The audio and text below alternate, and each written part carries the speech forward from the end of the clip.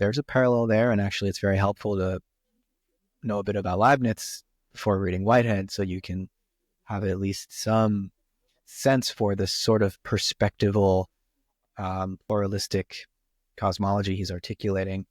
But there are these important differences, right? Whitehead's thinking in terms of process and relationship instead of substance. And that Yeah. makes all the difference.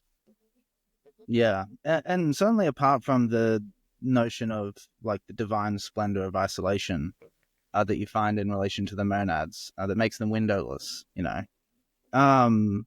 that's definitely a big difference. But at the same time, like I was struck by the parallel with the concept of pre-established harmony in the sense of the way that everything else in the universe enters into, each actual entity, actual occasion, the concrescence.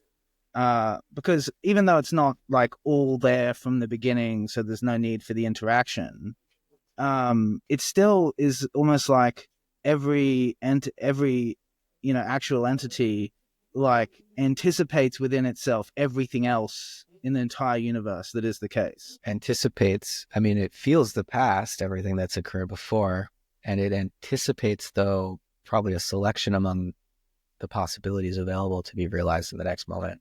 Mm-hmm. But, Whitehead still, you're right, though, that Whitehead uses this notion of a pre-established harmony to understand how the multiplicity of prehensions within a concressing actual occasion, and I'm just dropping a bunch of Whitehead jargon here on everybody, sorry. But he talks about how these prehensions that grow together to form a new actual occasion in the process of concrescence are mutually sensitive to one another, and then it's as if there's a pre-established harmony. Yeah. From the perspective of the subject, which is finally achieved as a result of this process of concrescence. Yeah, there's actually there was a quote because I was reading it recently, Process and Reality, in preparation for the interview. There was a quote that particularly I was thinking of, which I have written down actually, which is thus in another sense each actual entity includes the universe by reason of its determinate attitude towards every element in the universe. Yeah, right. That was the thing that really felt to me. It's like that just reminds me intuitively of a notion of pre-established harmony. Right. I think in Whitehead, there's still this holographic sense that each contains all.